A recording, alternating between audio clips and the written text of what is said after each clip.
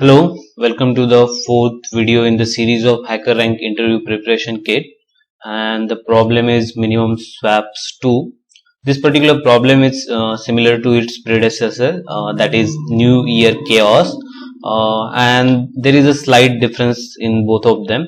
So I'll explain you the difference first, and then we'll move ahead with the problem. So in the last problem, so we were asked to do minimum number of swaps. We were asked to calculate the minimum number of swaps.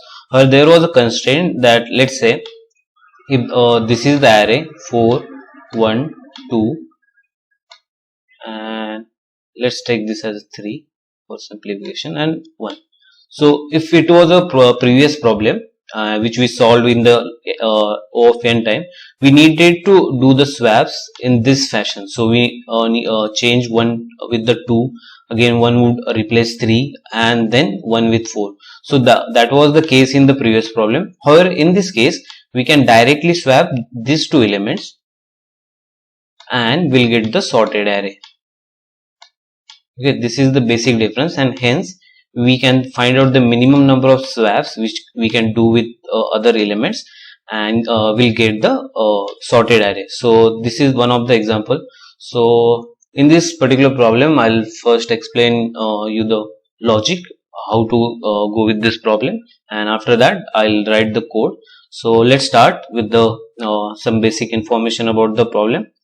So in this particular problem, again, we have input of array and of size n. Then one of the important things in any problem is to look into the constraint. So n is less than that of 10 to the power 5 and array is in the same range, so there won't be any issue while using int. So let's go ahead with this particular example. I'll show how the particular problem or our algorithm works, and after that we'll write code. So this is the problem which we have been given in the first test input.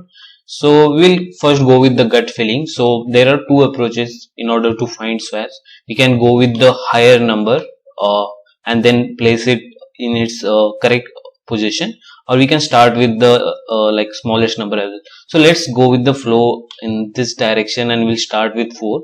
So what we can think is, we know that this is zero based index, and so let me write that down. So we know that the element, which is 4, need to be placed in its element minus 1th index in array. I hope you are getting this, because our indexing start with the 0. We need our element like element 4 in third index. So we know that 4 should come here. So let's do the swap. After doing swaps, this will look like 4, and 2 will come here, 3 and 1. Okay, however, but 2 is not at its correct position. So we need to do something about 2 as well. So what we can do, we'll swap 2 to its correct position. So let's say we again swap 2 with 3. So this will become 3, 2, 1, 4. Okay. Still 3 is not in its correct position. We need to do something about that. So what we can do, we'll again trade off 3's position to its correct place and swap the variables. So 1 will come here, and 2, 3 and 4. So this is like basic example, and we saw that we did 3 passes or did 3 swaps, which helped us getting the sorted array, and this is the answer. Like, this is the minimum number of swaps which were required in order to find sorted array.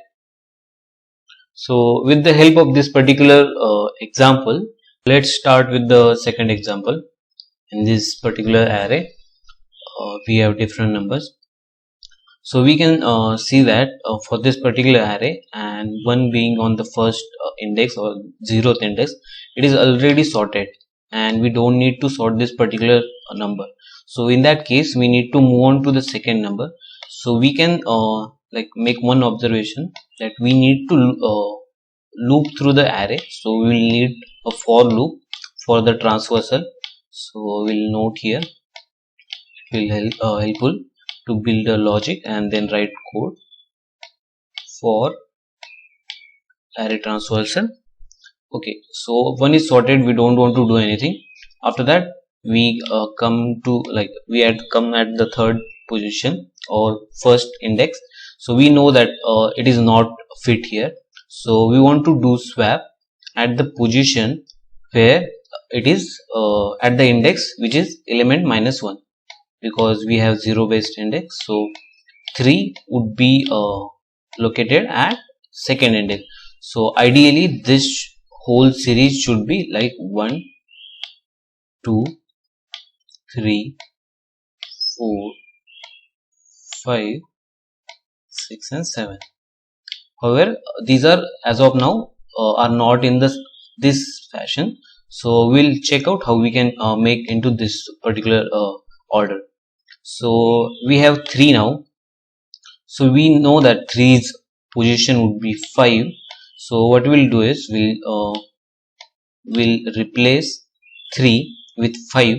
So 3 will come here and 5 will be here. Okay, so 1, 3, 5. However, the place which we replaced is not equal to the index -1. So we know that 5 is not fits here or its value. So what it would do, it would change its position to the 4. So let me complete this. 2, 4, 6, 7. Okay, they will swap the position.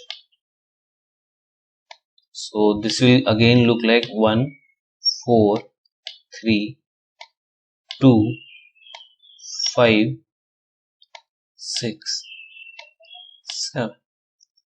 Okay, so we know that the element at which we are looking for the sorted order, we started with 3. It's still not sorted, or we did not get the element which is it's at correct position. So we'll do swapping once again. So we'll place 4 at its correct position. So that would be 1, 2. So swap will occur here and here. So 1, 2, 3, 4, 5 and 6, 7. So this is the sorted array. So we check that we need first a for loop for transversing into array. Then we need to check condition if that particular element, that is if 1 is on i-1's index or 0th index, we don't want to change anything. So what we can do is first we'll check if the element which we are accessing, so let's say this is a for loop with I to n. So let me write 4 here. Okay, so we want to check if array and element at ith index is not equal to element at 0th index, which is I plus 1. So this is the case. Then we want to do our operation. Okay, and we as we saw here, our operation do not stop at the position unless until we get the sorted position, and we know this condition will fail only when we will have a sorted number or sorted element in that particular position. So we can add while here. So we want to loop this array as long as until we don't get the sorted array or the sorted position for that particular element. So in this case, okay, in this loop, what we want to do is we want to swap the element to its correct index. So as we know that 1 is at correct index, so we'll move on to the 3 and we'll store the value. Let's say take a variable, temporary variable, and we'll store the value to the temp. Let's say array of I. Once we store our value at I, okay, now we have stored value of array ith index to the temporary. We want to populate array of I value. So we can do this by, let's say, array I, and this particular value would be the value which is currently present at temporary minus 1's index. So we know that 3 is going to be at this position, so we want 5 to be replaced here. So what we can do is, for element, like now we have I as 1, we want 3 to be replaced by 5. So how we can do is, we can simply write array, and as of now temp is 3, and the ideal position for 3 would be 2 at index 2, or I is equal to 2. So we can simply do this like temp minus 1. Okay, after that we can populate the array at array temp minus 1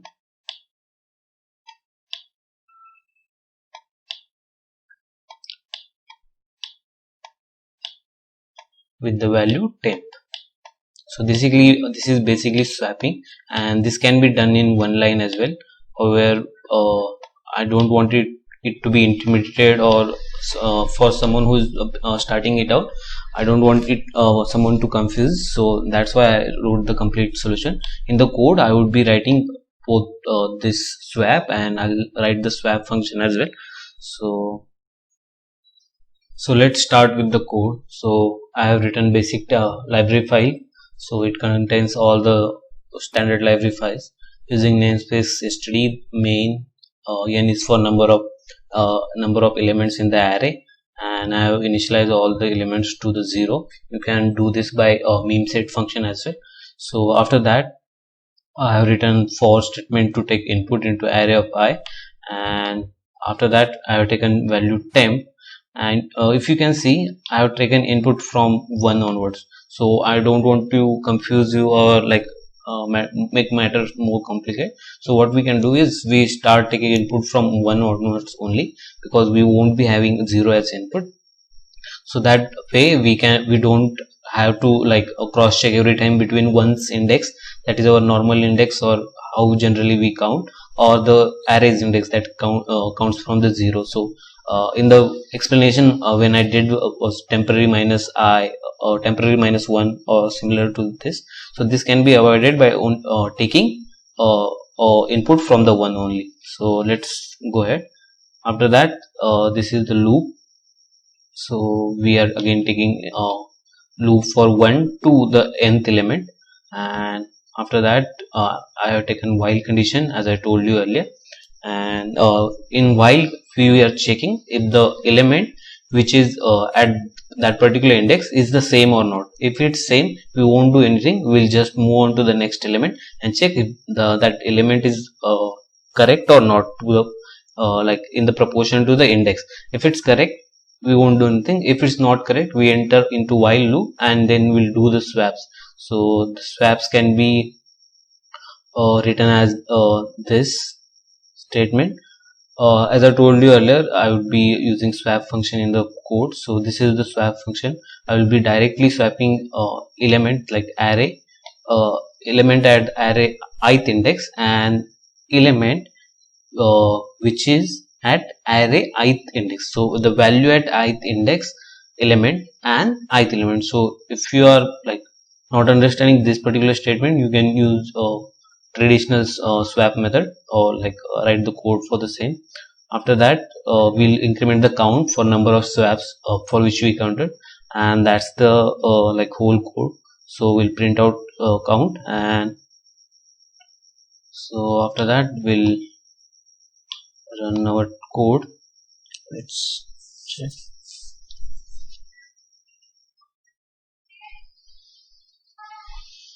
It should passes all the test cases.